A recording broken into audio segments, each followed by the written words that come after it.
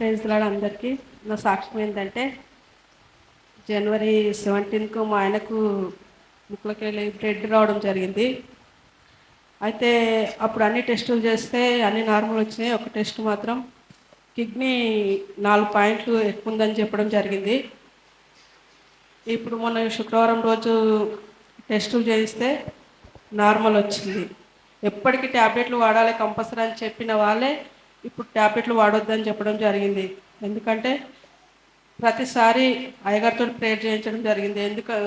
ఎప్పుడు దేని గురించి ప్రేయర్ చేయాలక్క అంటే అన్న గురించి ప్రార్థన చేయండి అయ్యగారు అని చెప్పినప్పుడు, తన గురించి ప్రార్థన చేసినప్పుడు డాక్టర్సే ఆశ్చర్యపోయే విధంగా దేవుడు చేశాడు. ఈ చేసిన కార్యాన్ని బట్టి దేవునికే మహిమ కలుగును గాక. ప్రార్థించిన అయ్యగారికి వందనాలు. మార్కు సువార్త 4వ అధ్యాయము 1 నుంచి 8 వచనాల వరకు అందరం కలిసి చదువుదాం. ఆయన సముద్ర తీరమున మరలా బోధింపనారంభింపగా బహుజనులు ఆయన యుద్ధకు కూడి వచ్చి ఉన్నందున ఆయన సముద్రములో ఒక దోణి ఎక్కి కూర్చుండెను. జనులందరూ సముద్ర తీరమున నేల మీద నుండిరి. ఆయన ఉపమాన రీతిగా చాలా సంగతులు వారికి బోధించుచు తన బోధలో వారితో ఇట్లా నేను వినుడి, ఇదిగో విత్తువాడు విత్తుటకు బయలు వెళ్ళెను. వాడు విత్తుచుండగా కొన్ని విత్తనములు త్రోవ ప్రక్కను పడెను. పక్షులు వచ్చి వాటిని మృంగివేసెను. కొన్ని చాలా మన్ను లేని రాతి నేలను పడెను. అక్కడ మన్ను లోతుగా ఉండనందున అవి వెంటనే మొలిచెను. కానీ సూర్యుడు ఉదయింపగానే అవి మాడి వేరు లేనందున ఎండిపోయెను. కొన్ని ముండ్ల పొదలలో పడెను. ముండ్ల పొదలు ఎదిగి వాటిని అణచివేసెను గనుక అవి ఫలింపలేదు. కొన్ని మంచి నేలను పడెను. అవి మొలిచి పెరిగి పైరై 30దంతలుగాను 60దంతలుగాను 100ంతలుగాను ఫలించెను. చదువుబడిన వాక్యాన్ని దేవుడు మన వెనికిడిలో దీవించునుగాక. కళ్ళు మూసుకున్నట్లయితే చిన్న ప్రార్థన చేద్దాం. పరిశుద్ధుడా, ప్రేమగల తండ్రి, స్తోత్రం నాయన. సర్వాధికారి మీకు వందనాలు, స్తోత్రాలు. ఈ యొక్క వాక్య భాగం ధ్యానిస్తూ ఉండగా నాతో మాతో మీరు మాట్లాడండి. మీరు మాట్లాడే దేవుడు ప్రభువా. మీరు మాట్లాడితే మా హృదయాలు మార్చబడతాయి, మా పరిస్థితులు మారుతాయి. మీ మాటలో, మీ వాక్కులో జీవం ఉంది, మీ వాక్కులో శక్తి ఉంది. మీరు మాట్లాడే దేవుడు నాయన. ఒక్కసారి మమ్మల్ని జ్ఞాపకం చేసుకునండి.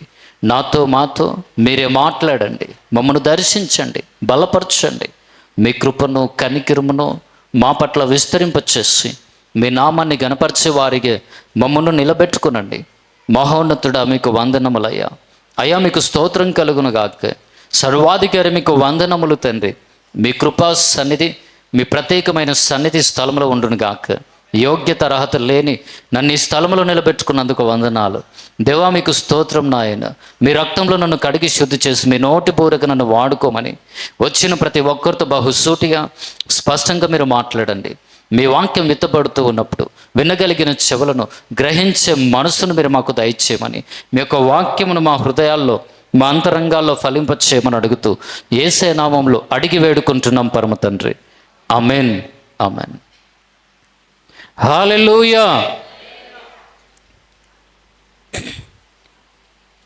మార్కు సువార్త 4వ అధ్యాయము 1వ వచనం నుంచి మనం ధ్యానించుకుందాం.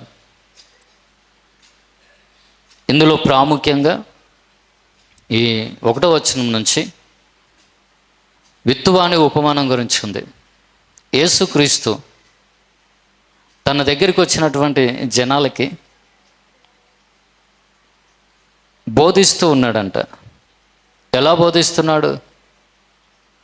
ఇగో ఆయన సముద్ర తీరమున మరలా బోధింపనారంభింపగా బహుజనులు ఆయన యుద్ధకు కూడి వచ్చి ఉన్నందున ఆయన సముద్రములో ఒక దోణి ఎక్కి కూర్చుండెను. జనులందరూ సముద్ర తీరమున నేల మీద నుండిరి. ఆయన ఉపమాన రీతిగా చాలా సంగతులు వారికి బోధించుచు తన బోధలో వారితో ఇట్లా నేను యేసుక్రీస్తు తన చుట్టూ ఉన్న జనాలకు బోధిస్తున్నాడంట. ఏమని బోధిస్తున్నాడు? ఏ రీతిగా బోధిస్తున్నాడు అంటే ఉపమాన రీతిగా బోధిస్తూ ఉన్నాడు. బోధలో వారితో ఇట్లా అన్నాడు. ఏమని? వినుడి. హల్లెలూయా. మీరు కూడా వింటున్నారా? వినుడి, ఇదిగో విత్తువాడు విత్తుటకు బయలు వెళ్ళెను. వాడు విత్తుచుండగా కొన్ని విత్తనములు త్రోవ ప్రక్కను పడెను, పక్షులు వచ్చి వాటిని మృంగివేసెను. విత్తువాడు విత్తనాలు వేయడానికి వెళ్ళాడంట. ఒక వ్యవసాయకుడు విత్తనాలు వేయడానికి వెళ్ళాడంట. విత్తనాలు వేయడానికి వెళ్ళినప్పుడు కొన్ని విత్తనాలు ఎక్కడ పడ్డాయంట? ఎక్కడ పడ్డాయి? తోవ ప్రక్కన పడ్డాయి. అలాగే కొన్ని చాలా మన్ను లేని రాతి నేలను పడెను. మన్ను లేని రాతి నేల అంటే రాయిలక గట్టిగా అయిపోయి ఉంటుంది చూడండి. హల్లెలూయా. కొన్ని చాలా మన్ను లేని రాతి నేలను పడెను. అక్కడ మన్ను లోతుగా ఉండనందున అవి వెంటనే మొలిచెను కానీ సూర్యుడు ఉదయించగానే అవి మాడి వేరు లేనందున ఎండిపోయాను. ఇప్పుడు రాతి నేల మీద పడ్డాయి, మొలిచినాయి, కానీ వేరు లోతుకి వెళ్ళలే. ఎండొచ్చిన వెంటనే ఆ విత్తనాలు ఏమైనాయంట? మాడిపోయినాయి, మాడి ఎండిపోయాయి. కొన్ని ముండ్ల పొదలలో పడెను. ముండ్ల పొదలు ఎదిగి వాటిని అణచివేసెను గనుక అవి ఫలింపలేదు. కొన్ని విత్తనాలు ఎక్కడ పడ్డాయంట చెప్తారా? కొన్ని విత్తనాలు ఎక్కడ పడ్డాయి? ముండ్ల పొదల్లో పడ్డాయి. ఆ ముండ్ల పొదల్లో పడ్డందువలన ఆ ముండ్ల పొదలు ఎదిగి ముండ్ల పొదల్లో పడిన విత్తనాలను అణిచివేసినాయి. అలాగే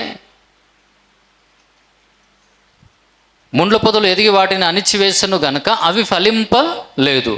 కొన్ని మంచి నేలను పడెను. కొన్ని విత్తనాలు ఎక్కడ పడ్డాయంట? ఎక్కడ పడ్డాయి? మంచి నేలలో పడ్డాయి. అవి మొలిచి పెరిగి పైరై 30 దంతలుగాను 60 దంతలుగాను 100 అంతలుగాను ఫలించెను. ఈరోజు ఒక మాట మిమ్మల్ని అడుగుతున్నా,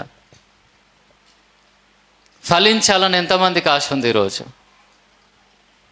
ఫలించాలని. హల్లెలూయా, హల్లెలూయా.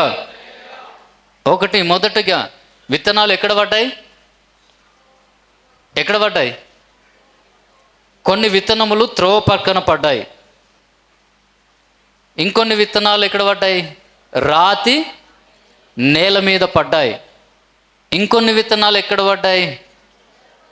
ముండ్ల పొదల్లో పడ్డాయి. ఇంకొన్ని విత్తనాలు మంచి నేలలో పడినాయి. ఇక్కడ 4 రకాల నేల. ఒకటే స్థలంలో కానీ నేల 4 రకాలుగా ఉంది. కొన్ని విత్తనాలేమో త్రోవ పక్కన, అసలు నేలకు సంబంధం లేకుండా. ఎక్కడ? త్రోవ పక్కన. త్రోవ పక్కన పడితే ఏమవుతుంది? ఇంకా మంచిగా పక్షులు వెయిట్ చేస్తూ ఉంటాయి, ఆహారం కొరకు వచ్చెత్తుకొని వెళ్ళిపోతాయి. రాతి నేల మీద పడ్డ ఏమైనా ఇంకా వెంటనే మొలిచినాయి. వేరు లేదు, లోపలికి వేరెళ్ళలేదు కనుక దానికి కావలసినటువంటి పోషకాలు అందలే కనుక అది మాడిపోయింది. ఎండొచ్చిన వెంటనే మాడిపోయి ఎండిపోయింది. హల్లెలూయా, హల్లెలూయా. ఇంకొన్ని ఎక్కడ పడ్డాయి? రాతి నేలలో ముండ్ల పొదల్లో పడ్డాయి. ఇంకొన్ని ముండ్ల పొదల్లో పడితే ఏమైంది? ముండ్ల పొదలు ఎదిగినాయి. కానీ ఆ మంచి విత్తనాలను ఏం చేసినాయంటే, ఎదగాల్సిన విత్తనాలను ఆ ముండ్ల పొదలు అణిచివేసినాయి. ఇప్పుడు ముండ్ల పొదలు పెరిగినప్పుడు అందులో ఉన్న విత్తనాలు పెరుగుతాయా? పెరగవు, అణిచివేసినాయి. ఇంకొన్ని ఎక్కడ పడ్డాయంటే, మంచి నేల, చదును చేయబడి సిద్ధంగా పంట కొరకు సిద్ధపరచబడిన నేలలో కొన్ని విత్తనాలు పడ్డాయి. అవి ఫలించాయంట. అవి ఎట్లా ఫలించినాయి అంటే 30 దంతలుగా 60 దంతలుగా 100 అంతలుగా. అంతేనా? అవి ఫలించాయి. హల్లెలూయా, హల్లెలూయా. అవి మొలిచి పెరిగి పైరై 30దంతలుగాను 60దంతలుగాను 100అంతలుగాను ఫలించెను. 30దంతలుగాను 60దంతలుగాను 100అంతలుగాను మీరు ఫలించుదురుగాక. హల్లెలూయా, హల్లెలూయా. 100అంతల ఫలం పొందుకోవాలని ఎవరెవరికి ఉంది? 100అంతలుగా ఫలించాలి. ఇహమందు పరమందు 100అంతలుగా ఫలించటం దేవుని చిత్తమై ఉంది. మీరు ఇహమందును పరమందును 100అంతలుగా అనగా భౌతికంగాను ఆత్మీయంగాను మీరు 100అంతలుగా ఫలించుదురుగాక. గట్టిగా ఆమెను చెప్పండి. ఆశ కలిగిన వాళ్ళు ఎవరిని లెక్క చేయరు, గట్టిగా ఆమెను చెప్తారు. మీరు ఇహమందును పరమందును 100అంతలుగా ఫలించుదురుగాక. ఫలించడానికి వచ్చిర్రా? ఎక్కడున్నామో అక్కడనే ఉంటే బాగుండని వచ్చారా? ఫలించి దేవుణ్ణి మహింపరచాలనే కదా. ఒకటి ఏ విషయంలో? ఆత్మ సంబంధముగా. రెండవది భౌతికంగా. నువ్వు 100అంతలుగా ఫలించటం దేవుని చిత్తమై ఉంది. సరే, 100అంతలుగా ఏ విత్తనాలు ఫలించినాయి అంటే మంచి నేలలో వేసిన విత్తనాలు ఫలించినాయి. కొంచెం తెలుసుకుందామండి క్లుప్తంగా. దేని గురించి? అసలు త్రోవ ప్రక్కన పడిన విత్తనాలు ఏంది? త్రోవ ప్రక్కన అంటే ఏంది? రాతి నేల అంటే ఏంది? అసలు ముండ్ల పొదలు దేన్ని సూచిస్తున్నాయి? ఈ మంచి నేల దేన్ని సూచిస్తుంది? హల్లెలూయా, హల్లెలూయా. ఏది ఏమైనప్పటికీ మంచి నేలలో వేసిన విత్తనాలు ఫలించాయి కనుక ఎల్లప్పుడూ మనందరం కూడా మంచి నేలగా ఉందుముగాక. త్రోవ ప్రక్కన స్థలం ఎట్లుంటుందంటే అందరు నడిచి హల్లెలూయా, ఆ స్థలం ఎటొచ్చి గట్టిగా ఉంటుంది అంతే. విత్తువాడు విత్తుచుండగా కొన్ని విత్తనములు త్రోవ పక్కను పడేను, పక్షులు వచ్చి వాటిని మింగివేసెను. త్రోవ ప్రక్కన, మంచి నెలలో కాదు, త్రోవ పక్కన. ఇక వాటికి కంచె ఉండదు, కాపుదల ఉండదు, చదును చేయబడిన నేల ఉండదు, ఏముండదు, గట్టిగా అయిపోయి ఉంటుంది. త్రోవ పక్కన స్థలం ఎట్లుంటుంది? గట్టిగా ఉంటుంది. అక్కడ విత్తనాలు పక్షులు ఎత్తుకొని పోయినాయి. రాతి నేల మీద పడ్డాయి, ఎండిపోయినాయి. ముండ్ల పొదల్లో పడ్డాయి, అణిచివేయబడ్డాయి. మంచి నేల మీద పడ్డాయి, 30దంతలుగా 60దంతలుగా 100అంతలుగా ఫలించాయి. ఈ 4 రకాల నేల దేన్ని సూచిస్తుందంటే మన హృదయాన్ని సూచిస్తుంది. హల్లెలూయా, హల్లెలూయా. త్రోవ ప్రక్కన ఉన్న స్థలంలాగా ఉందా నీ హృదయం? రాతి నేలలాగా ఉందా? ముండ్ల పొదల్లాగా ఉందా? లేదంటే మంచి నేలలాగా ఉందా? దేవునికి మహిమ కలుగును గాక. ఇంకా కొంచెం క్లుప్తంగా ఈ విషయాన్ని మనం తెలుసుకుందాం. అయితే 9వ వచనం చూడండి. వినుటకు చెవులు గలవాడు వినుగాక అని చెప్పెను. ఆయన ఒంటరిగా ఉన్నప్పుడు 12 మంది శిష్యులలో కూడా ఆయన చుట్టూ ఉండిన వారు ఆ ఉపమానమును గూర్చి ఆయనను అడిగిరి. అందుకు ఆయన, దేవుని రాజ్య మర్మము తెలుసుకుంటా మీకు అనుగ్రహింపబడి ఉన్నది, కానీ వెలుపల నుండి వారు ఒకవేళ దేవుని వైపు తిరిగి పాపక్షమాపణ పొందుదురని వారు చూచుటకైతే చూచియు కనుగొనకను, వినుటకైతే వినియు గ్రహింపకయు నుండుటకును అన్నీ ఉపమాన రీతిగా వారికి బోధింపబడుచున్నవని వారితో చెప్పెను. మరియు ఈ ఉపమానము మీకు తెలియలేదా? అలాగైతే ఉపమానములన్నీ మీకు ఎలాగూ తెలియననెను. హల్లెలూయా, హల్లెలూయా. ఉపమానం గురించి ప్రభువా ఈ ఉపమానం చెప్పినావు కదా, అసలు ఏంది దీని అర్థం అని చెప్పేసి శిష్యులు అడుగుతూ ఉన్నారంట. అసలు ఏంది ప్రభువా ఈ ఉపమానము? ఇంకేమేమన్నారు? చెప్పేదేదో డైరెక్ట్గా చెప్పొచ్చు కదా, ఈ ఉపమానాలను ఎందుకు వచ్చు? యేసయ్య ఉపమానము లేకుండా ఏ విషయం చెప్పలే. ఆయన బోధనలో ఎక్కువ ఉపమానాలు కనిపిస్తాయి. ఎందుకంటే ఆయన చుట్టూ ఉన్న ప్రజలను బట్టి. వాళ్ళకు ఉపమాన రీతిగా చెబితేనే అర్థమవుతుందని యేసుక్రీస్తు ఉపమానాలను ఉపయోగించి తన ప్రజలకి వాక్యము చేరడానికి ఆయన ఉపయోగించాల్సిన ఉపమానాలు ఉపయోగించాడు. ఆ ఉపమానమును బేస్ చేసుకొని ప్రకటిస్తూ ఉన్నప్పుడు శిష్యులకు అర్థం కాలే. శిష్యులు అడుగుతున్నారు యేసయ్యని. యేసయ్య చెప్తూ ఉన్నాడు. ఏమని? ఆ ఉపమాన భావాన్ని వింటున్నారా? చూడండి ఒకసారి 12వ వచనం, 13వ వచనము. మరియు ఈ ఉపమానము మీకు తెలియలేదా? అలాగైతే ఉపమానములన్నీ మీకు ఎలాగూ తెలియనా? నేను విత్తువాడు వాక్యము విత్తుచున్నాడు. హల్లెలూయా. విత్తువాడు వాక్యము విత్తుచున్నాడు. ఒక వ్యక్తి విత్తనాలు విత్తుచున్నాడు. ఆ వ్యక్తి ఎవరిని సూచిస్తున్నాడంటే వాక్యాన్ని ప్రకటిస్తున్నటువంటి సేవకుని సూచిస్తున్నాడు. సేవకుడు చెప్పాల్సిన వాక్యం ప్రతి ఆదివారం చెప్తూనే ఉన్నాడు. మనము వస్తూనే ఉన్నాం, పోతూనే ఉన్నాం, వింటూనే ఉన్నాం. కానీ ఎంతమందిలో ఆ వాక్యం ఫలిస్తుంది? ఎంతమంది ఆ వాక్యాన్ని ఆధారం చేసుకొని వాక్యానుసారంగా బ్రతుకుతున్నారు? ఆ వాక్యం ద్వారా ఎంతమంది తమ జీవితాలను కట్టుకుంటున్నారు అనేది ముఖ్యం. అంతేనా కదా? హల్లెలూయా. విత్తువాడు వాక్యం విత్తుచున్నాడు. త్రోవ ప్రక్కన ఉండువారు ఎవరనగా 15వ వచనం చూడండి. త్రోవ పక్కన పడ్డ విత్తనాలు ఎవరిని సూచిస్తున్నాయంటే త్రోవ ప్రక్కన ఉండువారు ఎవరనగా వాక్యము వారిలో విత్తబడును. కానీ వారు వినిన వెంటనే సాతాను వచ్చి వారిలో విత్తబడిన వాక్యము ఎత్తుకొని పోవును. త్రోవ ప్రక్కన ఉండే వాళ్ళు ఎవరు తెలుసా? వాక్యము వింటారు. మందిరం బయటికి వెళ్ళిన తర్వాత మీరు అడిగి చూడండి, ఈరోజు ఏం వాక్యం విన్నావు అని చెప్తే ఏమో. చాలామంది వాక్యం వింటున్నారు, వినిన వెంటనే ఏం చేస్తూ ఉన్నాడు? అపవాది వచ్చి వారిలో విత్తబడిన వాక్యము ఎత్తుకొని పోవును.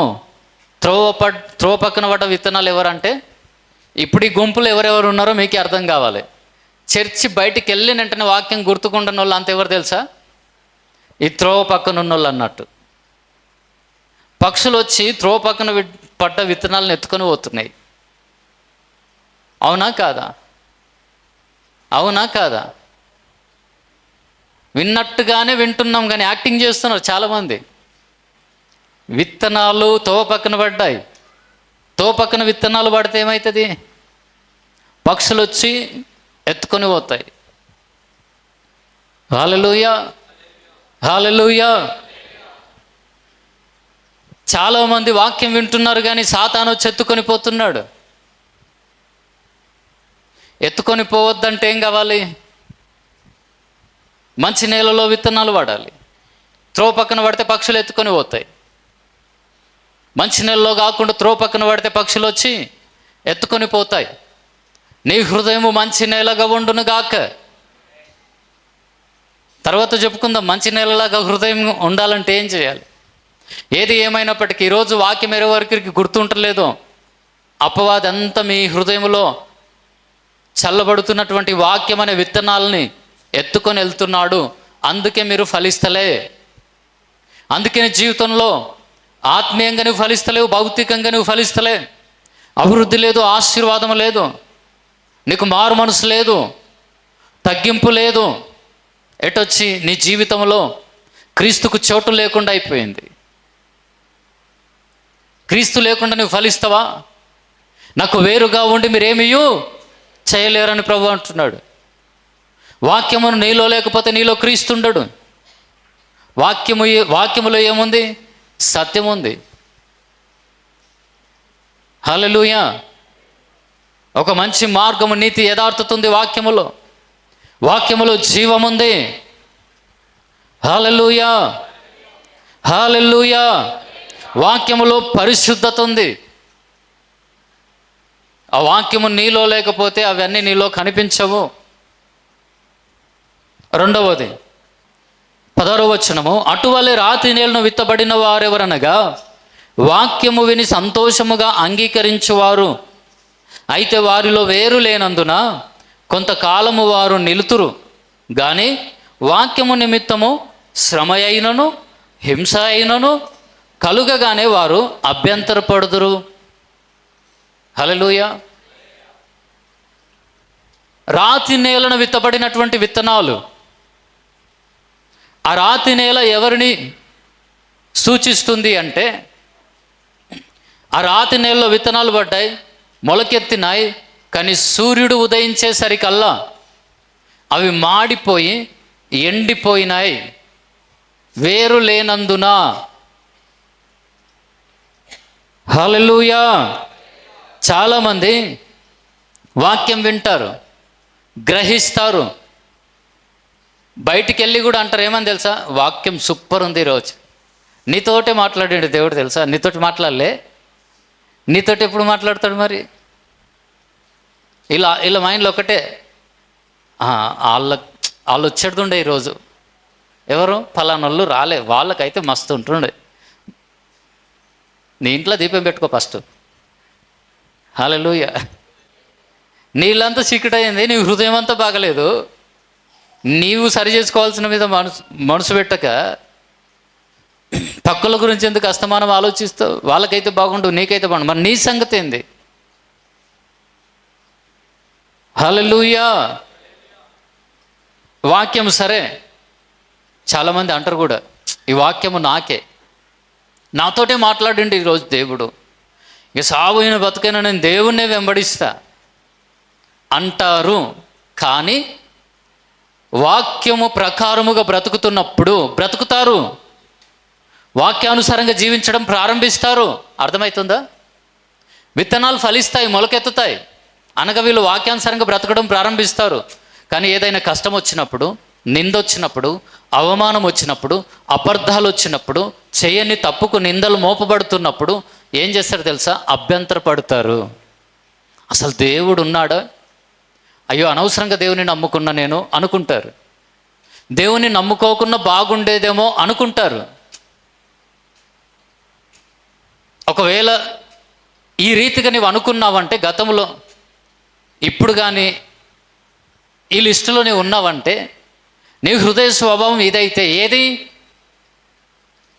నేను బాగానే బ్రతుకుతున్నా కానీ ఎందుకు ఈ కష్టం వచ్చి, అనవసరంగా దేవుని నమ్ముకున్నానా, నాకంటే దేవుని నమ్ముకొని వారే బెటర్, అనవసరంగా రక్షింపబడ్డా, అనవసరంగా బాప్తిస్మం తీసుకున్న, అయ్యో నాకు కష్టాలు రావట్టే, నిందలు శోధనలు రావట్టే అని అభ్యంతర పడుతూ ఉన్నావంటే నీ జీవితం రాతి నేలను సూచిస్తుంది. విన్న వెంటనే వాక్యాన్ని అంగీకరిస్తున్నావు, మరి కష్టం వచ్చినప్పుడు ఎందుకు అభ్యంతర పడుతున్నావు? దాని నుంచి తప్పించే దేవుడు నీకు తోడుగా ఉన్నాడని ఎందుకు మరచిపోతున్నావు నువ్వు? హల్లెలూయా. చాలామంది వాక్యం వింటున్నారు, వాక్యం బాగుంది అంటున్నారు, సూపర్ అంటున్నారు. 3 రోజులు అయితే 3 రోజులు బాగానే ఉన్నారు, మంగళవారం దాకా మాట్లాడతారు, బుధవారం దాకా మాట్లాడతారు. మొన్నటి దాకానే కదా అయ్యగారు వాక్యం చెప్పిండు, మంగళవారము బుధవారము తెల్లారుతుంది, తర్వాత మళ్ళా కుక్కతోక వంకరనే. హల్లెలూయా. ఒక 3 రోజులు, వారం రోజులు ఎంత బాగుంటామో వాక్యం విని, తర్వాత మళ్ళా కష్టం వచ్చినా, నష్టం వచ్చినా, ఇరుకు ఇబ్బందులు వచ్చినా, అబ్బా దేవుణ్ణి అనవసరంగా నమ్ముకుంటున్నా, నేను అనవసరంగా బాప్తిస్మం తీసుకుంటున్నా, నేను అభ్యంతర పడతారు. చాలామంది అభ్యంతరాలు వస్తున్నాయి, నీకు కష్టాలు వస్తున్నప్పుడు. ఈ భూమి మీద ఉన్న ప్రతి మనిషి జీవితంలో కష్టాలు వస్తాయి, శ్రమలు వస్తాయి, ఇరుకులు వస్తాయి, ఇబ్బందులు వస్తాయి. కానీ క్రీస్తును కలిగి లేకుండా దేవునికి దూరంగా ఉన్న వారికి, దేవుణ్ణి కలిగి ఉన్న వారికి వ్యత్యాసం ఏంటంటే, దేవుడు ఎవరితో ఉంటాడో, దేవుడితో ఎవరైతే ఉంటారో వారు కష్టాల నుంచి తప్పించబడతారు, వస్తాయి కానీ తప్పించబడతారు. నువ్వు కింద పడినా సరే లేపబడతావు. హల్లెలూయా. దేవుడు లేడు, ఏమి లేడు, దేవుడు వద్దు, నాకేమొద్దు అనుకున్నప్పుడు ఆ వ్యక్తి కనుక పడ్డాడు అంటే లేపేవాడు ఈ లోకంలో ఎవరు లేరు. డాక్టర్లు అంటారు, అమ్మ ఇక మేము చేయాల్సిందంతా చేసినాం, ఇక దేవుణ్ణే తలుచుకుంటారు. ఇప్పటిదాకా మరి దేవుడు లేడు ఏం లేడు అన్నాడు కదా, ఏ ముఖం పెట్టుకొని ఇంకా దేవుడు అని చెప్తాడు చెప్పండి? హల్లెలూయా, హల్లెలూయా. కానీ నీకు ఏదైనా కష్టము, శ్రమ, శోధన వచ్చినప్పుడు, ఆ శోధన కాలంలో, శ్రమ కాలంలో నువ్వు దేవుని సన్నిధిలో మోకరిస్తే దేవుడు నీకు ధైర్యం ఇస్తాడు, నిరీక్షణ ఇస్తాడు. కొద్ది కాలంలోనే ఆ శ్రమ శోధనలో నుంచి కూడా కంప్లీట్గా నిన్ను విడిపిస్తాడు.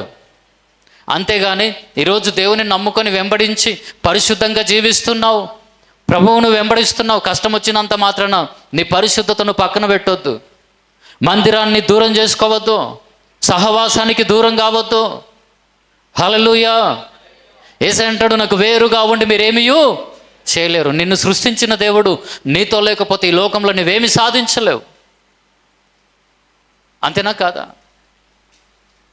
నడిపించే దేవుడు మనతో లేకపోతే ఈ లోకంలో మనము ఎంత జీవించినా కానీ మన జీవితానికి అర్థం ఉండదు, ప్రయోజనం ఉండదు, మన జీవితం వల్ల ఎవరికి ఉపయోగం ఉండదు.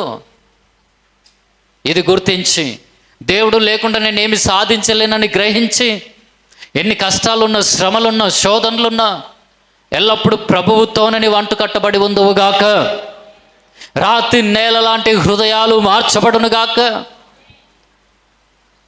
విత్తువాడు విత్తుతూ ఉన్నప్పుడు కొన్ని రాతి నేలలో పడ్డాయంట, అవి మొలిచాయి, కానీ తర్వాత ఎండొచ్చేసరికల్లా మాడిపోయినాయి, ఎండిపోయినాయి. చాలామంది క్రైస్తవుల జీవితాలు ఈరోజు ఎట్లున్నాయంటే వాక్యాన్ని వింటున్నారు, గ్రహిస్తున్నారు, అంగీకరిస్తున్నారు. కొద్ది కాలంలోనే కష్టం వచ్చినా, నష్టం వచ్చినా, శోధన వచ్చినా, ఏ వేదన వచ్చినా దేవునికి దూరం అయిపోతున్నారు, దేవుణ్ణి వదిలిపెట్టుకుంటున్నారు. అవునా కాదా? ప్రార్థనను పక్కన పెట్టేస్తాం, వాక్యాన్ని పక్కన పెట్టేస్తాం, అంతే. ఎవరు కలిస్తే వారితో ఏకీభవిస్తాం. కొందరు ఎట్లుంటారు తెలుసా? నీతిమంతుల మధ్యలో నీతిమంతులు లేకనే ఉంటారు, దొంగల మధ్యలోకి పోతే దొంగల లేకని చేస్తారు. అవునా కదా? పరిశుద్ధుల దగ్గర పరిశుద్ధంగా. హల్లెలూయా. మళ్ళీ పొరపాటున ఎవరన్నా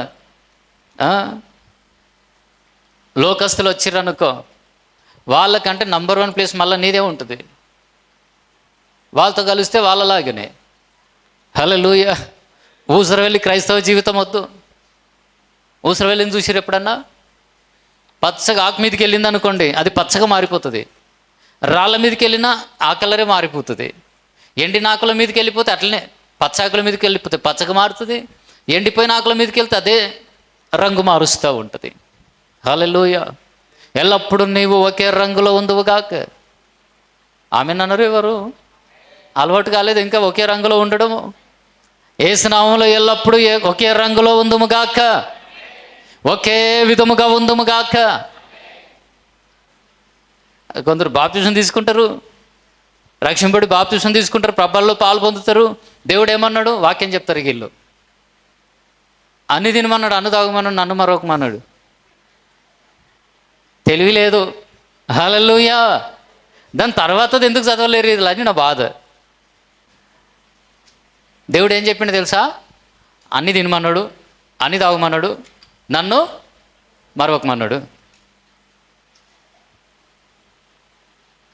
అవునా? నిజమా? నీ హృదయం యొక్క సంతుష్టి చొప్పున నువ్వు ప్రవర్తించు. కానీ తినాలనిపిస్తే తిను, ఏం కూల్ డ్రింక్ తాగాలనిపిస్తే కూల్ డ్రింక్ తాగు. ఎవరి కళ్ళను మోసం చేసిన దేవుని కళ్ళను నువ్వు మోసం చేయలేవు. చేస్తామా చెప్పండి? లక్ష్యంలోకి రాలే, దేవుని అంగీకరించలే, వారి సంగతి నేను మాట్లాడతలే.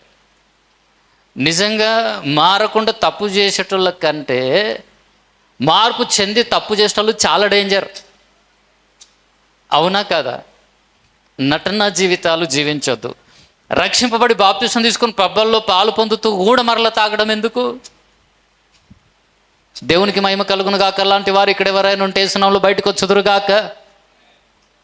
ప్రియుడా, బైబిల్ అంటుంది, నీ ఇష్టం వచ్చినట్లు బతుకు, కానీ నీ క్రియలను బట్టి దేవుడు నిన్ను తీర్పులోనికి తెస్తాడు. హల్లెలూయా.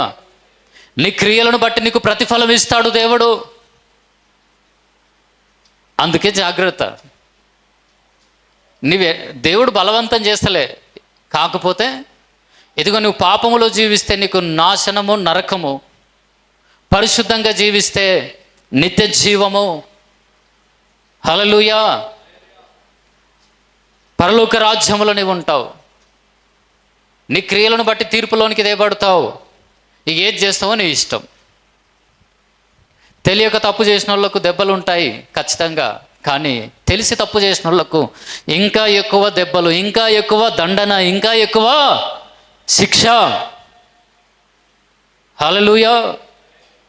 అట్లని బాప్తిస్మం తీసుకున్న వాళ్ళు నేను ఇంకా కొన్ని రోజులు అయినాక తీసుకుంటలే, ఇంకా నా ఆశ తీరలే, తనివి తీరలే. హల్లెలూయా. వాక్యం వింటున్నావు కదా, అది తప్పు అది పాపం అని తెలుసు కదా.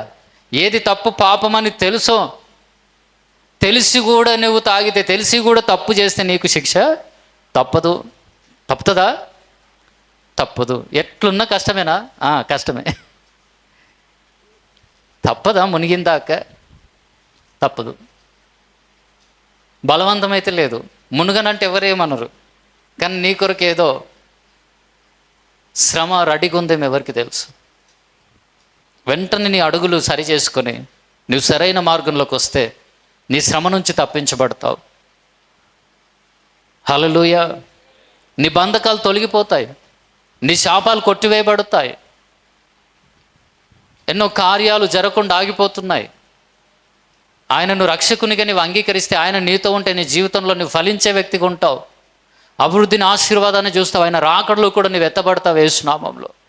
ఆయన రాకడ ఇప్పుడు లేదు కదా, ఇంకా కొన్ని సంవత్సరాలు అయినా చూద్దాంలే అనుకుంటే ఓకే, క్షమిస్తాడు. ప్రభు మహాకృపను బట్టి నువ్వు బ్రతుకుతావు, రక్షింపబడతావు, పరలోకానికి వెళ్తావు ఇంకా 10 సంవత్సరాల తర్వాత నువ్వు యేసుక్రీస్తుని అంగీకరించినప్పటికీ. కానీ నీ జీవితంలో ఒక అభివృద్ధి, నువ్వు దేవుడిచ్చి ఆశీర్వాదాలు అనుభవించాల్సి ఉంది చూడు, అవి మాత్రం డిలే అయిపోతుంటాయి. హల్లెలూయా. హల్లెలూయా. ఈ లోకంలో దేవుడి నుంచి నువ్వు పొందుకోవాల్సిన దీవెనలు ఎన్నో కూడా డిలే అయిపోతుంటాయి, ఆలస్యం అయిపోతుంటాయి, పొందుకోలేకపోతుంటావు. అదొకటే. నువ్వు అనుకుంటున్నట్టు 10 సంవత్సరాల కంటే ముందే ఇదే సంవత్సరంలో యేసుక్రీస్తు వచ్చాడు అనుకోండి, రెండవ రాకడ సంభవించింది అనుకోండి, ఏంది నీ పరిస్థితి? పొరపాటున ఈరోజు సాయంకాలం లోపల టక్మని కనురెప్ప పాటలు వేసే వచ్చాడు అనుకో, నీ పరిస్థితి ఏంది అని ప్రశ్న. ఎక్కడికి వెళ్తావు నువ్వు? అంతే. ఇక ఏది ఏమైనప్పటికీ రాతి నేలలాగా మనం ఉండకుందుము గాక. వింటున్నాం, గ్రహిస్తున్నాం, కొన్ని రోజులు ఆత్మీయంగా ఉంటున్నాం, తర్వాత హల్లెలూయా, హల్లెలూయా, ఏ గుంపులో కలిస్తే ఆ గుంపుతో తగినట్టుగా ప్రవర్తిస్తున్నాం. హల్లెలూయా. ఇక్కడ వాక్యము బాగానే వింటున్నారు, వింటున్నట్టుగా వింటున్నారు కొందరు, నిజంగానే వింటున్నారు కొందరు. కొందరు వాక్యానికి రియాక్ట్ అవుతున్నారు, స్పందిస్తున్నారు, వాక్యానుసారంగా బ్రతుకుతున్నారు. తీరా చూస్తే ఇంటికి పోయేసరికల్లా మళ్ళా జ్ఞాపకాలు. ఏ జ్ఞాపకాలు? ఫోన్ తీసుకో, చాటింగ్ చేయి.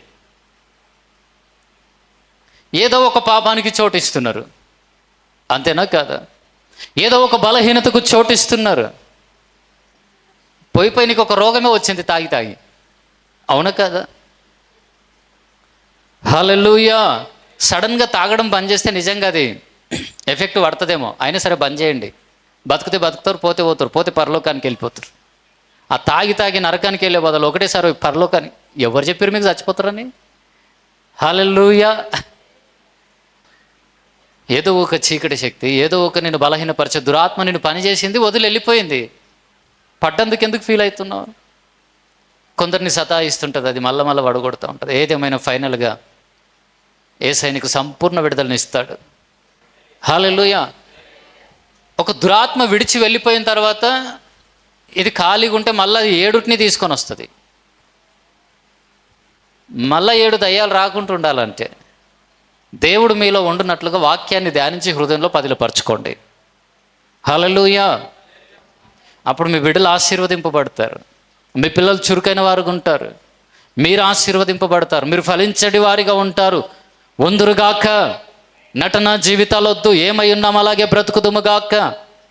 వాక్యం వింటున్నాము, క్రైస్తవులమని చెప్పుకుంటున్నాము, ఇంటికి వెళ్ళే లోపల మళ్ళీ అదే పాట పాడుతుంటే ఇట్లా ఒకటే పాట పాడుదుము గాక. అంతేనా కదా? గట్టిగా స్తోత్రం, హల్లెలూయా. ఎక్కడెక్కడ ఏ బలహీనతలు ఉన్నాయో క్రైస్తవులు మనం చెప్పుకుంటూ కూడా ఏ బలహీనతలకు బందీలైనామో అవన్నీ కూడా వదిలిపెట్టుదుము గాక.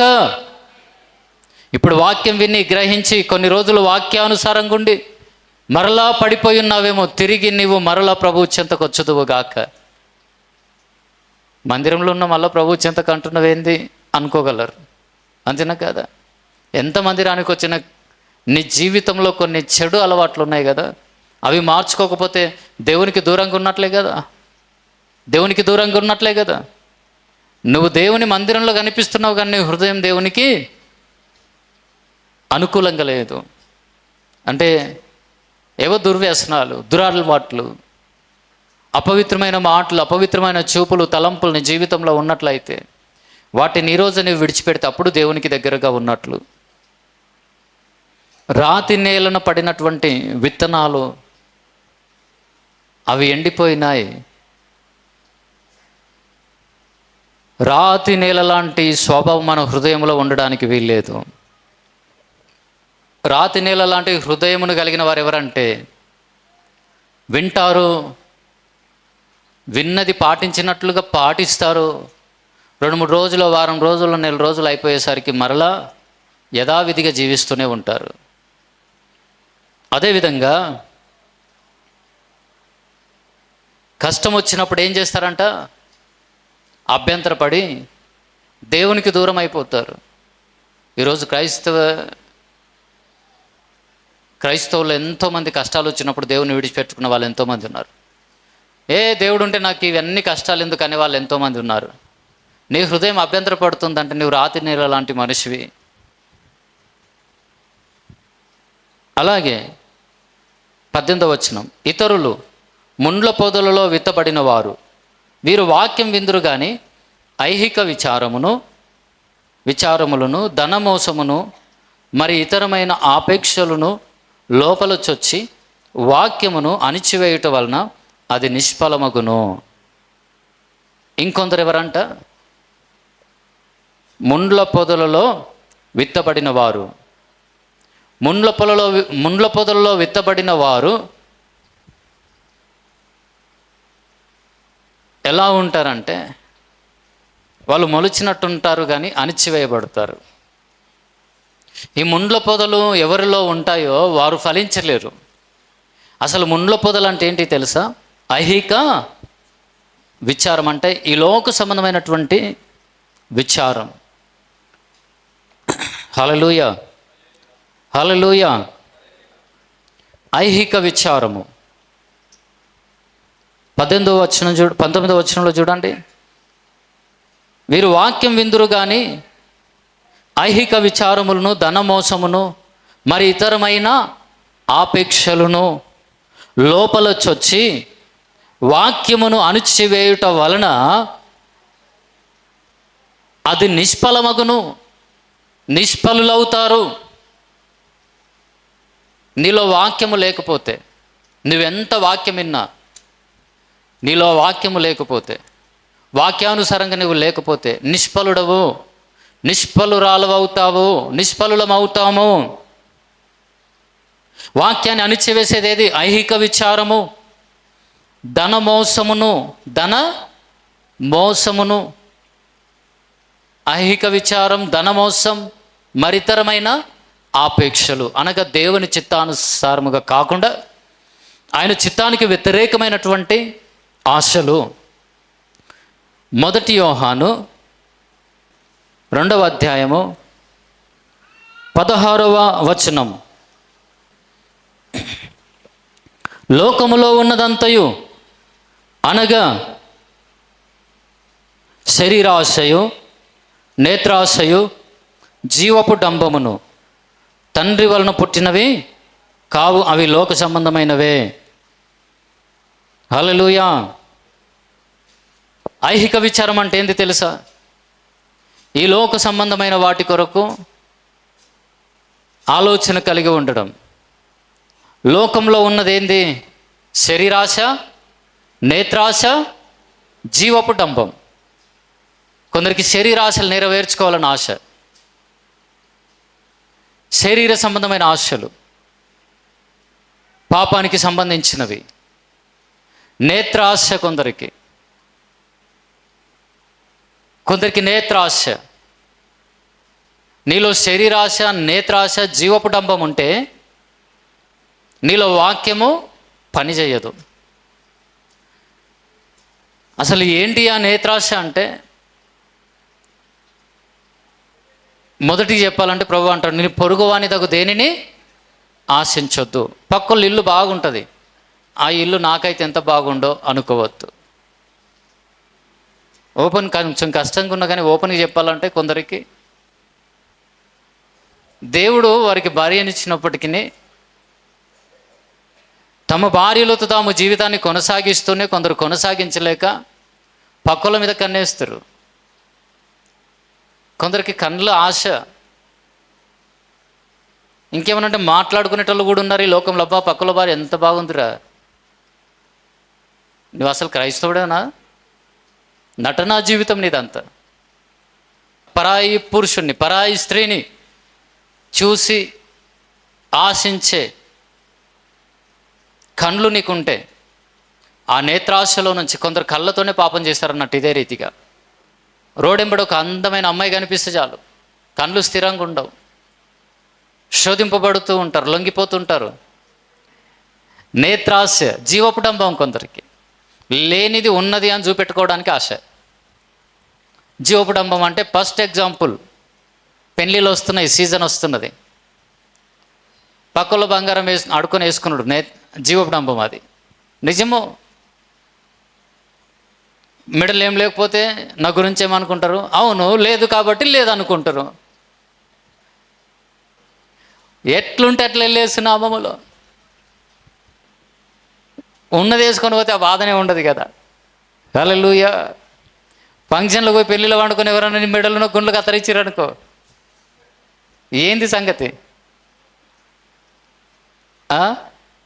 వాళ్ళు తెచ్చిమంటే ఎక్కడి నుంచి తెచ్చిస్తావు చెప్పు?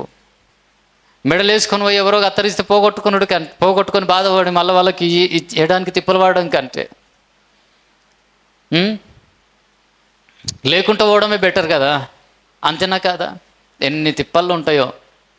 సరే ఉంటే వేసుకొని వండి, ఉన్నదాంతో నువ్వు సరిపెట్టుకోకుండా లోకం ముంగట నీ దగ్గర లేని దాన్ని తలిగేసుకొని చూపెట్టుకోవాలి గొప్పగా అనుకుంటున్నావు చూడు, అది జీవపు డంబం. హల్లెలూయా. ఉన్నంతలో సరిపెట్టుకోకుండా ఈ లోకానికి చూపెట్టుకోవడానికి ఏవేవో గొప్ప వాటిని వెతుకుతున్నట్లయితే, నీ అవసరానికి వెతికితే పర్వాలేదు, తప్పంటలేదు. కొందరు లోకానికి చూపెట్టుకోవడానికి వెతుకుతారు. అంతేనా కాదా? అవునా కాదా?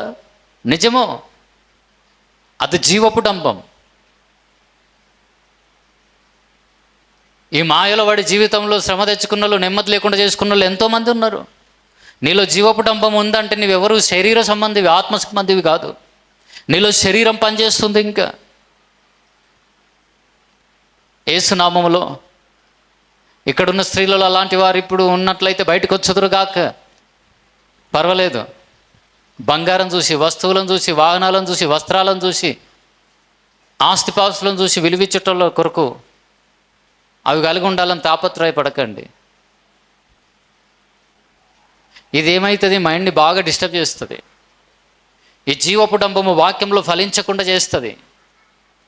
ఈ జీవపు డంబములో ఉన్నవారు బయటికి వచ్చుదురుగాక. జీవపు డంబము, నేత్రాశ, శరీరాశ ఇవి ఉన్నంతకాలం నీలో వాక్యం నిలవదు. నిలుస్తుందా? అడుగు ఈరోజు, ప్రభు నాలో ఉన్న ఈ శరీరాశను తీసేయి ప్రభు, నేత్రాశను తీసేయి ప్రభు, ఈ జీవపు డంబాన్ని తీసేయి ప్రభు.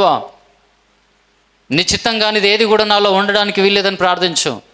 ఎందుకు తెలుసా? ఇవి నీలో లేకపోతే నీవు అనుకున్నంత ఉన్నతమైన స్థితిలో నీవు ఉంటావు. నీకు తెలుసా?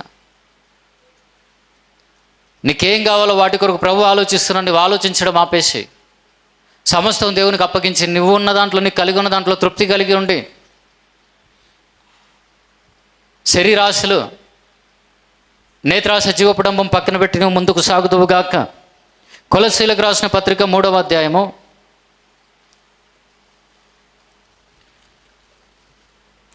1వ వచనం, మీరు క్రీస్తుతో కూడా లేపబడిన వారైతే పైనున్న వాటిని వెదుకుడి, అక్కడ క్రీస్తు దేవుని కుడిపార్శ్వమున కూర్చుండి ఉన్నాడు. పైనున్న వాటి మీదనే కానీ భూ సంబంధమైన వాటి మీద మనస్సు పెట్టుకొనకుడి. ఏలయనగా మీరు మృతి పొందితిరి, మీ జీవము క్రీస్తుతో కూడా దేవుని యందు దాచబడి ఉన్నది. మనకు జీవమై ఉన్న క్రీస్తు ప్రత్యక్షమైనప్పుడు మీరును ఆయనతో కూడా మహిమ యందు ప్రత్యక్షపరచబడుదురు. హల్లెలూయా. మీరు క్రీస్తుతో కూడా లేపబడిన వారైతే, అనగా ఈ లోకరీతిగా మీరు చచ్చిపోయి మీరు పునర్జన్మను, పునరుద్ధానమును పొందిన వారైతే పైనున్న వాటిని వెతకండి. అర్థమవుతుందా? మీరు పొందుకున్న రక్షణ, మారు మనసు పొందుకున్నాను, రక్షింపబడ్డాను, బాప్తిసం తీసుకున్నావు, ప్రబ్బలలో పాలు పొందుతున్నావు, నిజంగా నువ్వు రక్షింపబడిన వ్యక్తివైతే, నిజంగా నువ్వు నడుస్తున్న దారిలో నిజంగా నువ్వు నడుస్తున్న వ్యక్తివైతే నువ్వు వేటిని వెతకాలి తెలుసా? పైనున్న వాటినే వెతకాలి. ఆత్మ సంబంధమైన వాటిని వెతకాలి. ప్రభు అంటాడు, మొదట నా నీతిని, నా రాజ్యాన్ని వెతకండి, అప్పుడు మీకు అన్నీ అనుగ్రహించబడతాయి. అవన్నీ ఏవి లేవన్నీ విచారపడుతున్నావో అవన్నీ కూడా దేవుడు నీకు ఇస్తాడు. నువ్వు చింతించాల్సిన అవసరం లేదు. నువ్వు దేవుణ్ణి వెతుకు, దేవుని మార్గంలో నడువు. అక్కడ క్రీస్తు దేవుని కుడిపార్శ్వమున కూర్చుండి ఉన్నాడు. పైనున్న వాటి మీదనే గాని భూ సంబంధమైన వాటి మీద మనసు పెట్టుకొనకుడి. దేవుడు ఈ లోకంలో నీకు కావలసిన సమస్తం సమృద్ధికి ఇవ్వడానికి ఆశపడుతున్నాడు, ఇస్తాడు. కానీ వాటి మీద మనసు పెట్టి వాక్యము నీలో ఫలించకుండా చేసుకోకు. అయ్యో అది లేదు ప్రభా, ఇది లేదు ప్రభా, నలిగిపోక అంత యేసునామంలో. ఈరోజు నీకు ఏదైతే లేదో, నీకు లేని దాని స్థానంలో ప్లస్ అది ప్లస్ దానికంటే అత్యధికముగా కూడా ప్రభువు నీకు ఇవ్వడానికి సిద్ధంగా ఉన్నాడు. నమ్మితే చప్పట్లు కొట్టి దేవుని మహిమపరచు. ఆయన ఇస్తాడు, అందుకు చాలినవాడు. నీకు కావాల్సిన సమస్తం ఇవ్వడానికి సిద్ధంగా ఉన్నాడు. ప్రాణం పెట్టిన దేవుడు ఈరోజు నీకు ఏదైతే లేదని నువ్వు నలిగిపోతున్నావో అది ఇవ్వలేడా? ఇస్తాడా లేదా? ఖచ్చితంగా ఇస్తాడు. మత్తయి సువార్త 15వ అధ్యాయం 19వ వచనం.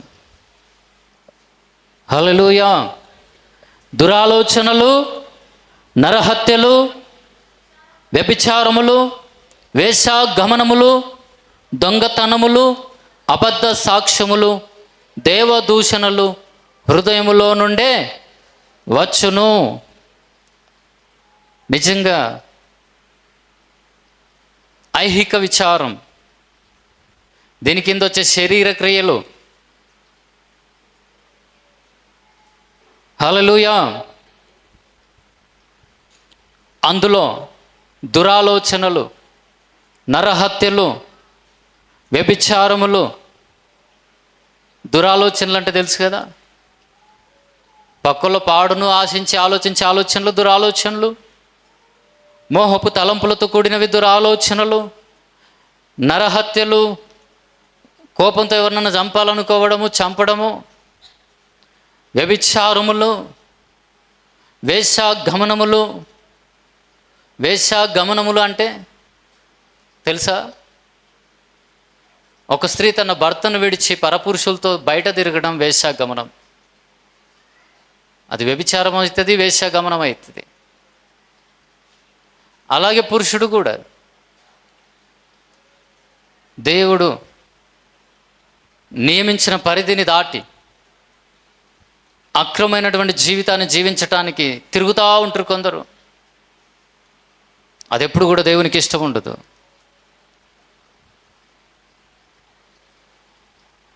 అబద్ధ సాక్ష్యములు,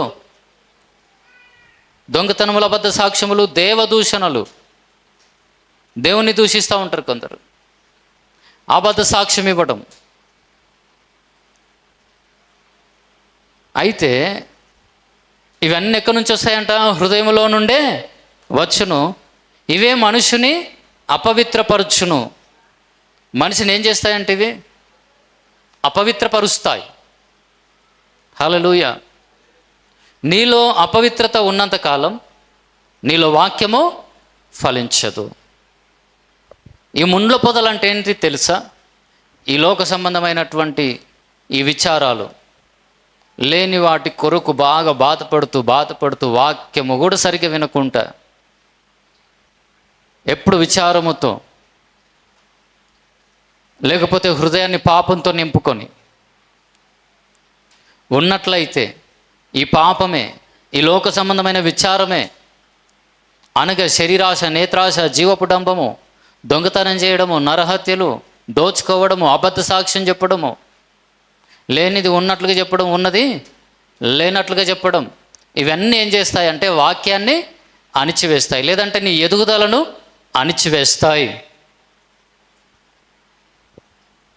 యేసు నామములో ఇవన్నీ కూడా నీలో నుంచి కొట్టివేయబడును గాక. అలాగే 20వ వచనం, మంచి నేలను విత్తబడిన వారెవరనగా వాక్యము విని దానిని అంగీకరించి 30 అంతలుగాను 60 అంతలుగాను 100 అంతలుగాను ఫలించువారని చెప్పెను. మంచి నేలను విత్తబడిన వారు ఎవరంట? వాక్యం విని దాన్ని అంగీకరించేవారు, అంగీకరించి వాక్యానుసారంగా ఫలించేవారు, మంచి నేల స్వభావాన్ని కలిగి ఉన్న వాళ్ళు వారు. హల్లెలూయా. వాక్యాన్ని వింటూ కూడా వీళ్ళు ఆత్మలో ఎదుగుతలే, ఫలిస్తలే అంటే ముందు చెప్పుకున్నాను చూడండి, ఆ 3 ఏవో వీళ్ళలో ఉన్నాయి. ఆ 3 నీలో నుంచి వెళ్ళిపోతే 4వది నీలో జరుగుతుంది యేసునామంలో.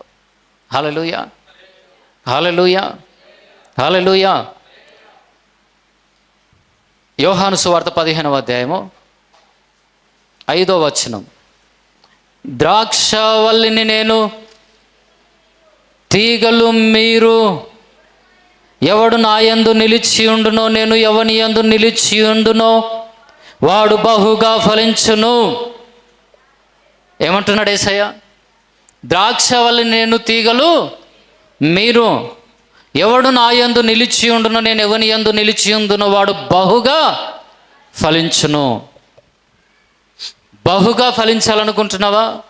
నువ్వు క్రీస్తులో నిలిచి ఉండాలి, నీలో క్రీస్తు నిలిచి ఉండాలి. ఆయన నీలో నిలిచి ఉండడం అంటే నువ్వు విన్న వాక్యాన్ని క్రియల్లో పెట్టాలి. మరి పెడుతున్నారా విన్న వాక్యాన్ని? ఇప్పటి వరకు విన్న వాక్యాన్ని క్రియల్లో పెట్టకపోతే ఇది మొదలుకొని విన్న వాక్యాన్ని మీరు క్రియల్లో పెట్టేవారిగా ఉందురుగాక. హల్లెలూయా. విన్న వాక్యాన్ని ఎప్పుడైతే క్రియల్లో పెడతామో అప్పుడు మనం ఏమవుతాం? బహుగా ఫలిస్తాం. ఇంకొక మాట, 6వ వచనం, ఎవడైనను నా యందు నిలిచి ఉండని. అంతకంటే ముందు, నాకు వేరుగా ఉండి మీరేమీయూ చేయలేరు. ఎవడైనను నా యందు నిలిచి ఉండని ఎడలవాడు తీగవలె బయట పారవేయబడి ఎండిపోవును. మనుషులు అట్టి వాటిని పోగు చేసి అగ్నిలో పారవేతురు, అవి కాలిపోవును. నా యందు మీరును మీ యందు నా మాటలను నిలిచి ఉండని ఎడల మీకేది ఇష్టమో అడుగుడి, అది మీకు అనుగ్రహింపబడును. ఇదిగో మీరు నాలో నిలిచి ఉంటే మీకు ఏది ఇష్టం అడగండి. మీలో నా మాటలు నిలిచి ఉన్నప్పుడు మీ అవసరాన్ని బట్టి మీకు ఏది ఇష్టమో అది అడిగితే ఖచ్చితంగా అది అనుగ్రహించబడుతుందని వాక్యం తెలియజేస్తుంది. ఇది నా యేసయ్య తెలియజేస్తున్నాడు. హల్లెలూయా. మీకు ఏది ఇష్టమో అది అడుగుడి, అది మీకు అనుగ్రహింపబడును. దేవుడు నువ్వు అడిగేది ఇవ్వడానికే ఇష్టపడుతున్నాడు, కానీ నీకు అవసరమైన దాని మీదనే నువ్వు ఆలోచన కలిగి ఉన్నావు, కానీ ఆత్మ సంబంధముగా ఫలించే దాని మీద నీకు ఆలోచన లేదు. ఆత్మ సంబంధమైన వాటిని వెతుకు. ఆత్మ వరాలతో నింపబడాలి. నేను ఆత్మ అభిషేకమును పొందుకొని ఆత్మ వరములతో, ఆత్మ ఫలములతో నింపబడాలని ఆశ కలిగి ఉండు. హల్లెలూయా, హల్లెలూయా. నా యందు మీరును మీ యందు నా మాటలను నిలిచి ఉండి నీడల మీకు ఏది ఇష్టం అడుగుడే, అది మీకు అనుగ్రహింపబడును. మీరు బహుగా ఫలించుట వలన నా తండ్రి మహిమపరచబడును. ఇందువలన మీరు నా శిష్యులగుదురు. ఏమంటున్నాడు యేసుక్రీస్తు? ఏమంటున్నాడు? మీరు బహుగా ఫలించుట వలన నా తండ్రి మహిమపరచబడును. మీరు ఫలిస్తే నా తండ్రికి మహిమ వస్తుంది. నీ జీవితం ద్వారా ఎప్పుడైతే దేవునికి మహిమ వస్తుందో అప్పుడే నీవు అడిగిందల్లా పొందుకుంటావు. ఎప్పుడు దేవునికి మహిమ వస్తుందంటే నీవు ఆత్మీయంగా ఫలించినప్పుడు. ఆత్మీయంగా ఫలించుట కొరకు ప్రయాసపడు. మొదట ఆయన నీతిని వెతుకు, ఆయన రాజ్యాన్ని వెతుకు. అప్పుడు నీకు అక్కరగా ఉన్నవన్నీ కూడా ఖచ్చితంగా క్యూ కడతాయి నీ కొరకు యేసు నామములో. నమ్మితే చెప్పర్లు కొట్టు. క్యూ కట్టబోతున్నాయి. హల్లెలూయా. నీకు కావలసిన వాటి వెంబడి పరిగెత్తకు. నీకు కావలసినవి ఇచ్చే యేసయ్య వెంబడి పరిగెత్తు. నీవు యేసయ్య వెంబడి పరిగెత్తితే అప్పుడు నీకు కావాల్సినవన్నీ నీ వెంబడి వస్తాయి. యేసు నామంలో వస్తాయా లేదా? హల్లెలూయా. దేవునికి స్తోత్రం కలుగును గాక. కొరింథీయులకు రాసిన 2వ పత్రిక 5వ అధ్యాయము 17వ వచనం. కాగా ఎవడైనను క్రీస్తునందున్న ఎడలవాడు నూతన సృష్టి, పాతవి గతించను, ఇదిగో కొత్తవాయను. సమస్తమును దేవుని వలననైనవి. ఆయన మనలను క్రీస్తు ద్వారా తనతో సమాధానపరుచుకొని ఆ పరిచర్యను మాకు అనుగ్రహించెను. హల్లెలూయా, హల్లెలూయా. ఎవడైనను క్రీస్తునందున్న ఎడల వాడు నూతన సృష్టి. ఇంతకుముందు ఒక మాట చదువుకున్నాం కదా, నా యందు మీరును మీ యందు నా మాటలను నిలిచి ఉన్న ఎడల మీకు ఏది ఇష్టమో అడగండి, అది ఖచ్చితంగా మీకు అనుగ్రహించబడుతుంది. దేవుడిచ్చేది నీవు ఏదైనా పొందుకోవాలంటే ఈ దినాన నీవు నూతన సృష్టిగా మార్చబడాలి. అవునా కదా? ఎవడైనను క్రీస్తునందున్న ఎడలవాడు నూతన సృష్టి, ఇదిగో పాతవి గతించను, సమస్తము నూతనమాయను. క్రీస్తులో నీవు ఉండడము, నీలో క్రీస్తు ఉండడం అంటే విన్న వాక్యము నీ హృదయంలో నిలిచి ఉండడము, వాక్యానుసారంగా జీవించే విషయంలో తప్పిపోకుండా నడవడము. ఎప్పుడైతే ఇది నీలో జరుగుతుందో అప్పుడే నీవు నూతన సృష్టి. నూతన సృష్టిగా మార్చబడిన నీ జీవితంలో పాతవి గతించిపోయినాయి, సమస్తం నూతనము చేయబడ్డాయి. గతంలో నీ జీవితము ఎలాగైనా ఉండొచ్చు,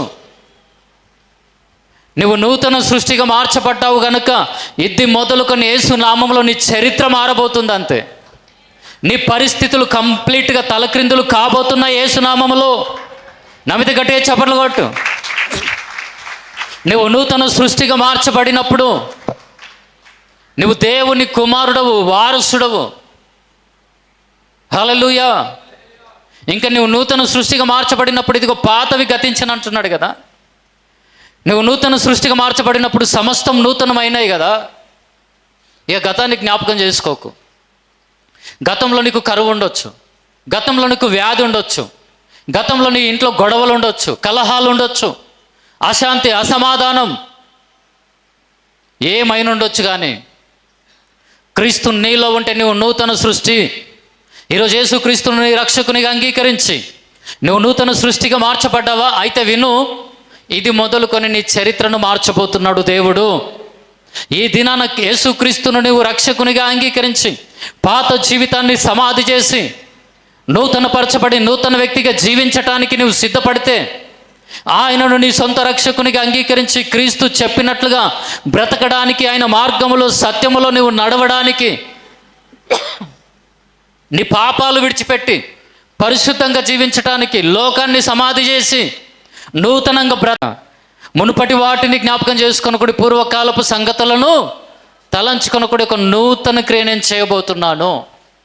క్రీస్తును రక్షకునిగా అంగీకరించిన నీతో ప్రభు అంటున్నాడు, నూతన సృష్టిగా మార్చబడిన నీతో, నూతన సృష్టిగా మార్చబడాలి అనుకుంటున్న నీతో కూడా ప్రభు అంటున్నాడు, మునుపటి వాటిని ఇంకా జ్ఞాపకం చేసుకోనకు. హల్లెలూయా. ఇదిగో నేను ఒక నూతన క్రియ చేయబోతున్నాను. నువ్వు నూతన సృష్టిగా మార్చబడితే నూతన క్రియలు జరగడం ప్రారంభం కాబోతుంది యేసు నామములో. హల్లెలూయా. హల్లెలూయా. ఇప్పటి వరకు అనుకున్నావేమో, ఎన్ని ప్రయత్నాలు చేసిన ప్రయత్నాలు సఫలం కాలే. ఎంత ప్రయత్నం చేసినా నేను ఓటమినే చూశాను, గెలుపుని చూడలేకపోయాను. ఎన్ని హాస్పిటల్స్కి వెళ్ళినా ఆరోగ్యం లేదు. ఎంత ప్రయత్నం చేసినా కుటుంబంలో సమాధానం లేదు అనుకుంటున్నావేమో. నూతన సృష్టిగా మార్చబడ్డావా? నూతన స్వభావాన్ని నువ్వు ధరించుకున్నావా? ఏదో మునిగిన తేలిన దాని గురించి నేను మాట్లాడతలే. నీ మనసు మొత్తం నూతన పరచబడాలి ఈరోజు. హల్లెలూయా. మనది ఆ మునుగుడు కాదు. నువ్వు మునిగిన వాటి లెక్కలు మునిగినవా, మనిషి లెక్కలు మునిగినవా? మనసు మార్చుకున్న మనిషి లెక్కల. హల్లెలూయా, హల్లెలూయా. నీ హృదయం మార్చబడాలి ఈరోజు. నీ మనసు మారాలి. నీ పాత రోత జీవితం నువ్వు సమాధి చేయాలి. ఆ జీవితాన్ని సమాధి చేసి నూతన మనస్సును ధరించుకొని వాక్యానుసారంగా నువ్వు బ్రతుకుతూ ఉన్నట్లయితే అప్పుడు నువ్వు నూతన సృష్టి. ఇంకా పాపం నీలోనే ఉంటే, అబద్ధాలు నీలో ఉంటే, అపవిత్రమైన మాటలు నీలో ఉంటే, అపవిత్రమైన చూపులు నీలో ఉంటే, హల్లెలూయా. అంతేనా కాదా? ఇప్పుడు కొందరికి ఏం అర్థమైతలే. అందరు ముంగట నేను బాప్తిస్మం తీసుకొని ప్రభాల్లో తీసుకుంటే ఇప్పుడు ఎట్లా చేయాలి నేను అనుకుంటున్నారు. నిజంగా చేసేటిది ఏం లేదు. మార్మన్సు ఉంది, మళ్ళా మునుగు అంతే, యేసునామంలో. హల్లెలూయా. మనసు మార్చుకోకుండా, పాపం విడిచిపెట్టకుండా తీసుకునే బాప్తిస్మం కరెక్టా అని అడగండి. దేవునికి స్తోత్రం కలుగును గాక. ఇలాగ నీ మనసు మార్చుకొని లోక సంబంధమైన జీవితాన్ని విడిచిపెట్టి నువ్వు నూతన సృష్టిగా మార్చబడి జీవిస్తున్నట్లయితే, నీలో ఉన్న పాపం విడిచిపెట్టినప్పుడు నీలో విత్తబడే విత్తనము ఫలిస్తది యేసునామములో. మంచి నేలగా నువ్వు ఉంటావు. హల్లెలూయా. ఒక రైతు ఎక్కడ విత్తనాలు చల్లుతాడు చెప్పండి? మంచి నేలలో. పోనీ చల్లిన ఏ నేలలో ఉన్న విత్తనాలు మొలిసినాయి? ఇక్కడ తో పక్కన పడ్డ విత్తనాలు మొలిసినాయా? మొలవలే. అపవాది ఎత్తుకొని వెళ్ళిపోయిండు. మరి రాతి నేల మీద పడ్డ విత్తనాలు మొలిసినాయి కానీ వేరు లేక ఎండిపోయినాయి. మరి ముండ్ల పొదల్లో పడ్డ విత్తనాలు ముండ్ల పొదల చేత అణిచివేయబడ్డాయి. హల్లెలూయా, హల్లెలూయా. త్రోవ ప్రక్కన లాంటి నేలలాగా నీవు ఉండొద్దు, అది గట్టిగా ఉంటుంది. రాతి నేలలాగా నీవు ఉండొద్దు. నీ గుండె కఠినంగా ఉండొద్దు. మాంసపు గుండెగా మార్చబడును గాక నీ గుండె. రాతి గుండెను దేవుడు తీసివేసి మాంసపు హృదయాన్ని నీకు ఇచ్చును గాక. ముండ్ల పొదలు నీ లోపల ఉండొద్దు. ఐహిక విచారం, ధనమోసం, వ్యభిచారం, దొంగతనం, నరహత్య, కలహాలు, గొడవలు, అనవసరమైన పంచాయతీలు నీకు అంటనివ్వకుండా చూసుకో. నీ హృదయాన్ని భద్రంగా కాపాడుకో. ముండ్ల పొదలు అన్నీ వస్తాయి. ఈర్ష్య, అసూయ, ద్వేషం, పగ, కలహం, ఇవన్నీ కూడా నీలో నుంచి తీసివేసి నువ్వు సమాధి చేదువు గాక. మంచి నెలగా నీ హృదయం ఉన్నప్పుడు నువ్వు వినే వాక్యము ఫలిస్తుంది. హల్లెలూయా. అంతేకాదు, నువ్వు ఫలించే వ్యక్తిగా ఉంటావు. నువ్వు బహుగా ఫలిస్తావు. దేవునికి మహిమ వస్తుంది నీ ద్వారా. దేవునికి నీ ద్వారా మహిమ వచ్చినప్పుడు నీకు సమాధానం. అంతేకాదు, అనేకులకు దీవెనకరంగా నీవు ఉంటావు. పాపాన్ని విడిచిపెట్టి పరిశుద్ధమైన జీవితాన్ని జీవిస్తూ నూతన సృష్టిగా మార్చబడి క్రీస్తును కలిగి నడవడానికి నువ్వు సిద్ధపడు. ఖచ్చితంగా ఈ లోకంలో నిన్ను ప్రత్యేకమైన వ్యక్తిగా నిలబెట్టుకుంటాడు దేవుడు. చెప్పలు కూడా దేవుని మహిమపరుద్దామా? అంతేకాదు, దేవుని రాకడలో ఎత్తబడి క్రీస్తుతో కూడా యుగ యుగాలు కూడా ఉండే భాగ్యాన్ని దేవుడు నీకు ఇస్తాడు, ఇవ్వబోతున్నాడు. చెప్పలు కూడా దేవుని మహిమపరుద్దాం. మోకాళ్ళ మీదకి రాగలిగిన వారు మోకాళ్ళ మీదకి వచ్చి ప్రతి ఒక్కరు కూడా ప్రార్థనలో ఉందాం. మోకాళ్ళ మీద ఉండగలను అని ఆరోగ్యంగా ఉన్న ప్రతి ఒక్కరు కూడా మోకాళ్ళ మీద ఉండండి.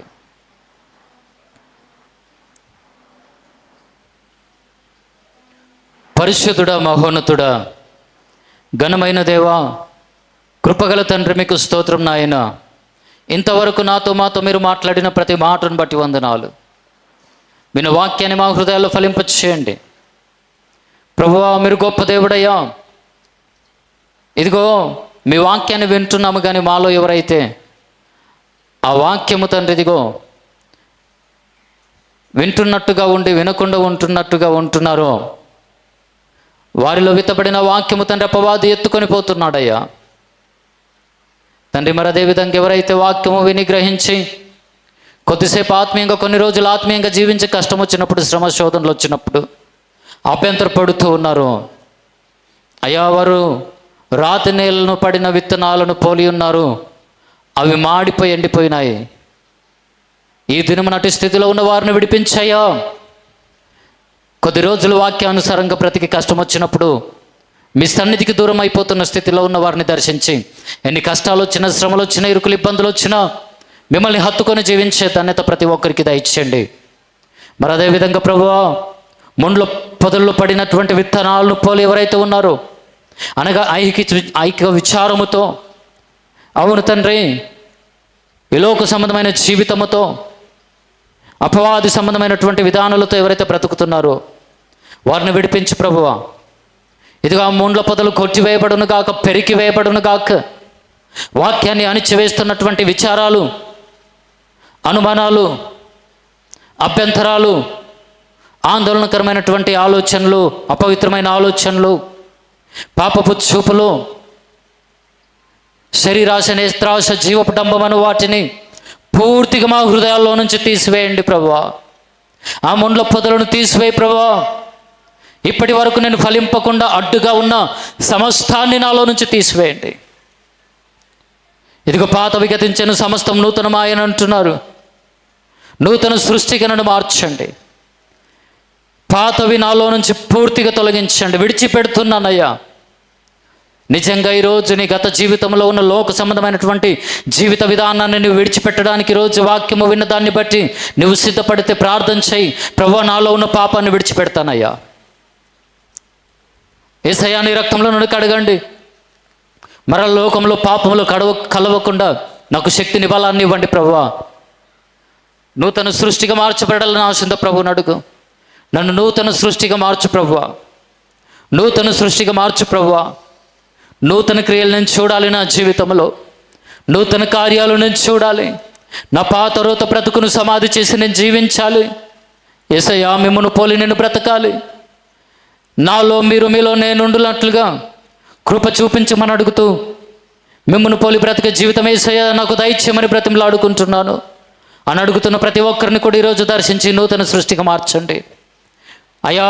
పాత జీవితాన్ని సమాధి చేసే హృదయమును తండ్రిదిగో ప్రతి ఒక్కరికి దయచేయమని అడుగుతూ, కుడి వచ్చిన ప్రతి ఒక్కరిని మీ హస్తాలకు అప్పగించుకుంటూ నూతన సృష్టిగా మమ్మల్ని మార్చి మీరు అక్కడి వరకు నమ్మకస్తులుగా జీవించే భాగ్యం మాకు దయచేయమని, వాక్యానుసారంగా జీవించుకు బ్రతుకు కృప చూపించమని యేసయ్య నామములో అడిగి వేడుకుంటున్నాం పరమ తండ్రి. ఆమెన్. ఆమెన్.